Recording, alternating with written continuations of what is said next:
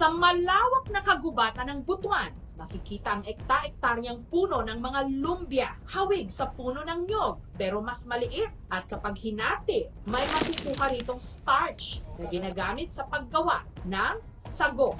Ang tawag nila rito, unaw. Dito sa Barangay Banza, may mga taga-unaw o taga-kuha ng unaw. Hindi raw ito basta-basta dahil pagputol pa lang ng puno, pahirapan na.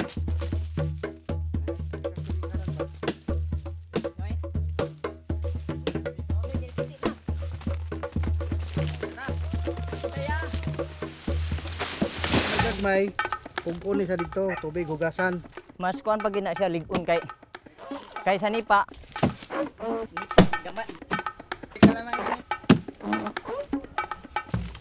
Sunod na isinakay ito sa paragos.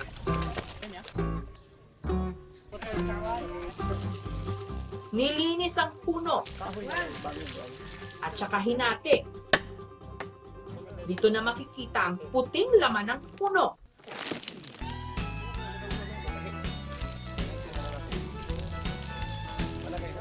Sunod itong kinayod gamit ang hapos.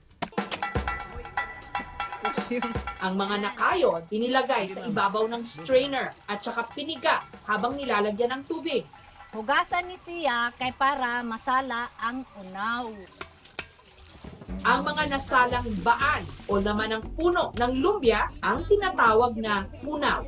Ito ang ilalagay sa lalagyan para patuluin at patuyuin. Ang unaw o sago starch, pangunahing sangkap sa paggawa ng paboritong malagkit ng mga tiga-Butuan na nahahawig daw sa suman, ang palagsing. Ang unaw, hinaluan ng kinudkod na nyog at asukal. Binalot sa dahon ng saging at pinakuluan sa loob ng 30 minuto.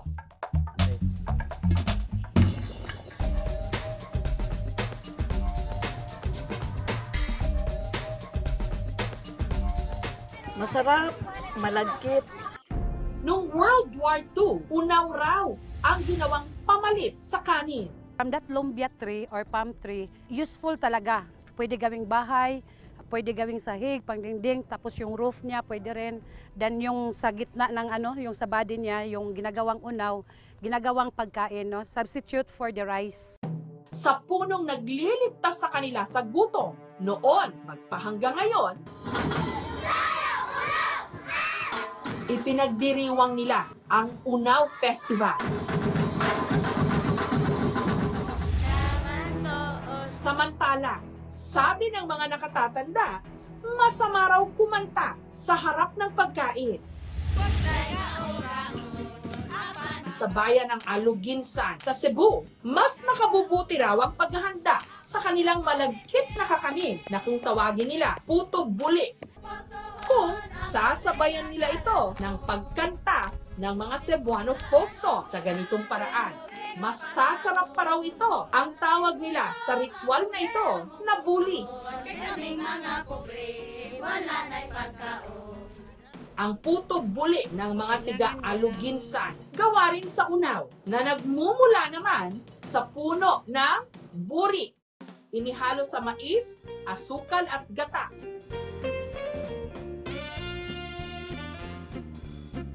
Pinausukan sa sugang o kawayan.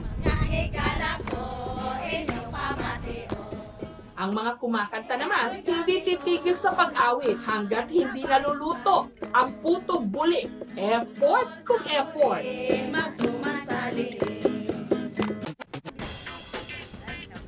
At para hindi maduro ang puto buli, imbes na kutsilyo o tinidor, ang panghiwa nila rito, nylon string.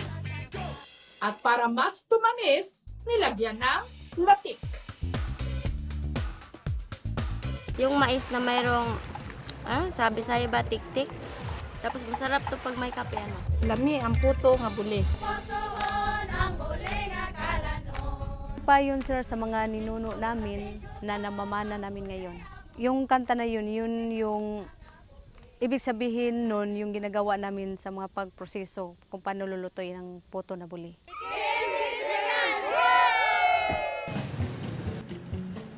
Tila may pinaghahandaan namang malaking pista sa kubo ni na Aling Adela sa Barangay San Isidro sa La Paz, Iloilo. Ang kanilang iniluluto, puto lanson. Malagkit ito, malambot at kulay dilaw, gawa sa balinghoy o kamoteng kahoy at kinayod na buko. Sa kubong ito, bawat nagluluto may kanya-kanyang pwesto at nakatuka sa kanya-kanyang gawain. May taga-balak, tiga-kudkod, tiga-luto at tiga-balot. Dahil mausok ang paggawa ng puto lanson, tagaktak ang pawis ng lahat. Ang kanilang mga gamit sa paggawa ng lanson, lahat improvised, reme-remedyo lang. Ang hulmahan, lata ng gatas.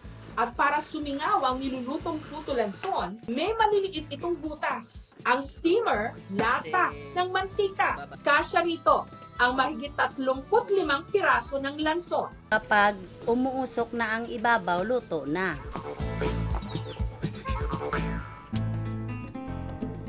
Manamit, malambot, at okay. Manamit.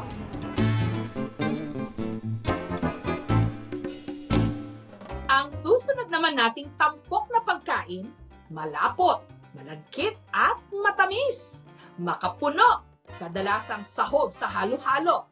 Pero dito sa Angeles, Pampanga, ang napakatamis na makapuno, mas pinatatamis sa pamagitan ng leche flan. Kaya naman ito tinawag na makapuno leche flan. Hindi katulad ng karaniwang leche flan. Gawa ito sa gatas ng kalabaw na siyang nagbibigay ng linamnam. At ang makapuno na nagbibigay naman ng tamis. Bali, ang difference niya kasi sa mga ibang leche flan, gawa siya ng gatas ng kalabaw. And aside from that, meron siyang makapuno. Yung makapuno, tamis siya. So, sa mga customers na mas gusto yung matamis na leche flan, yun yung perfect for them. Hinalo ang puting asukal, pula ng itlog, makapuno at gatas ng kalabaw.